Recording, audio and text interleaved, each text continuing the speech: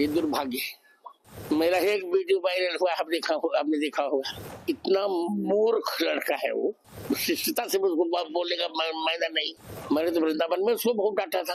सच्चाई छुपाई गई, अफवाह उड़ाई गई, बात कुछ और थी, बताई कुछ और गई।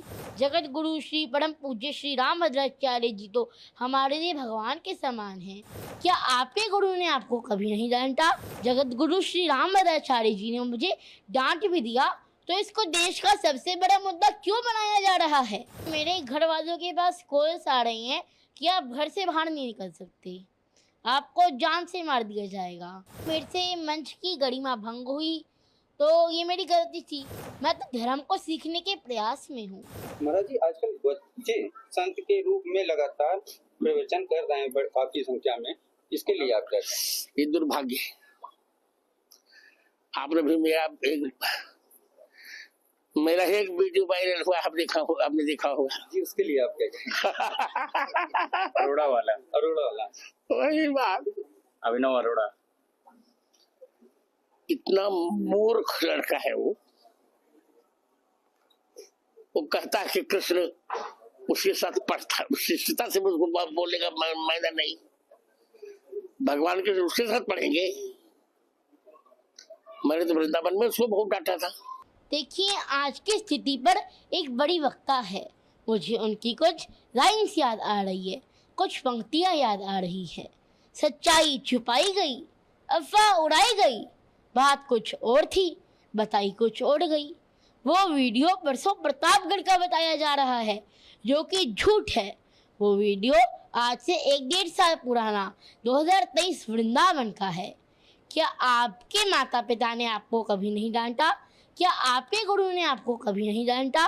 अगर देश के इतने बड़े संत जगत गुरु श्री रामभद्राचार्य जी ने मुझे डांट भी दिया, तो इसको देश का सबसे बड़ा मुद्दा क्यों बनाया जा रहा है?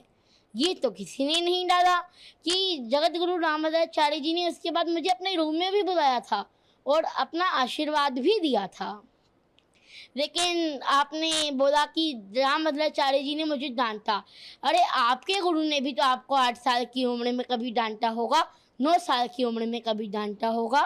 क्या आपसे 8 साल की उम्र में, 9 साल की उम्र में कभी गलती नहीं हुई क्या? वो कह रहे हैं आप स्कूल नहीं गए।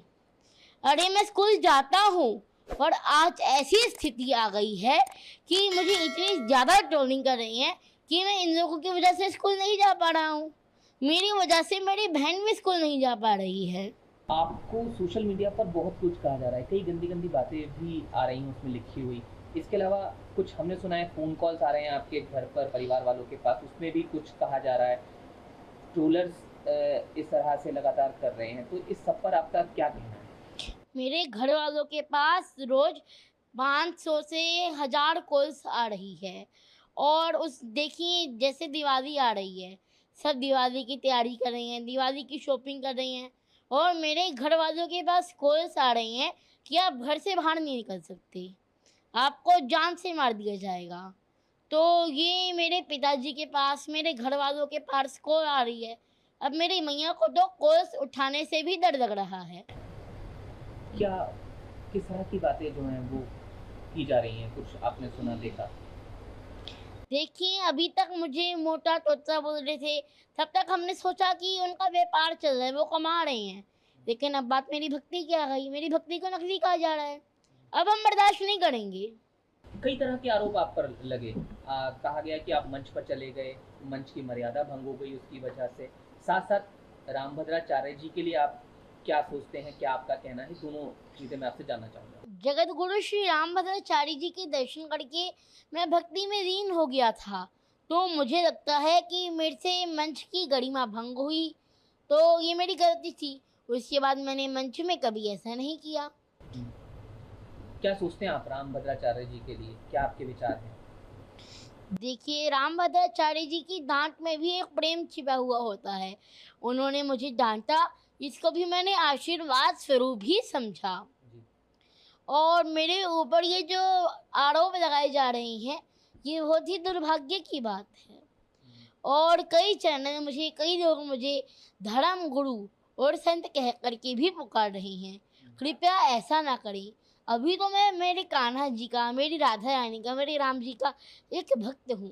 मैं तो धर्म को सीखने के प्रयास में हूँ। तीर्थों के दर्शन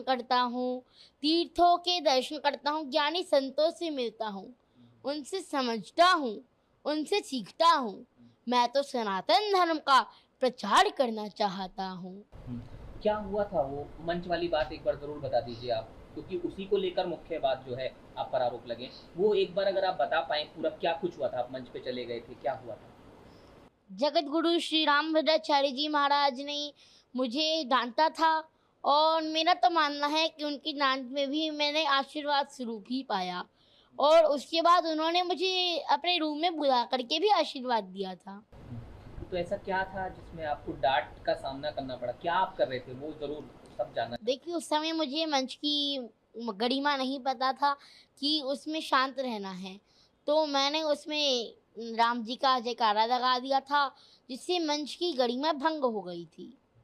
तो उसके बाद मैंने ऐसी कोई गलती नहीं की, और आपकी गलती आपको एक सीख देती है। तो फिर आप जब रामभद्राचार्य जी से मिले तो क्या आपने कुछ कहा, उन्होंने कुछ कहा? तो वो थोड़ा और बताइए उसके बारे में, क्या कुछ बात हुई, क्या रहा जब आप दोबारा मिले उनसे? उसके बाद उन्होंने मुझे अपने रूम में भी बुलाया था और मुझे आशीर्वाद दिया था। और अब जब आप वो वीडियो देख रहे हैं कि दोबारा रामभद्राचार्य जी आपको कह रहे हैं, आपके लिए एक शब्द का इस्तेमाल उन्होंने किया है, तो क्या आप उस पर कहना चाहेंगे? जो दोबारा वीडियो सामने आया रामभद्राचार्य जी का, उन्होंने मूर्ख शब्द का इस्तेमाल किया है। जी, उनकी डांट में तो प्रेम है, आशीर्वाद है। क्योंकि आप बता रहे हैं लगातार धमकियां आ रही हैं, गंदे गंदे मैसेज भेजे जा रहे हैं, तो इसमें क्या आप कोई कानूनी रास्ता भी अपना रहे हैं? हमने मथुरा पुलिस में शिकायत कर दी है, हम कोर्ट जा रही हैं और हमें पूरा विश्वास है कि पुलिस अपना काम अच्छे से करेगी। और ये कार्यवाही हमने ट्रोलर्स के यूट्यूबर्स के खिलाफ की है, जो कि यूट्यूबर्स हैं, हमें ट्रोल कर रही हैं, मुझे जान से मारने की धमकी दे रही हैं। जगत गुरु श्री परम पूज्य श्री रामभद्राचार्य जी तो हमारे लिए भगवान के समान हैं, वो तो संत शिरोमणि हैं। तो आगे क्या उम्मीद कर रहे हैं अब आप? पुलिस अपना काम अच्छे से करेगी, हम कोर्ट जा रही हैं।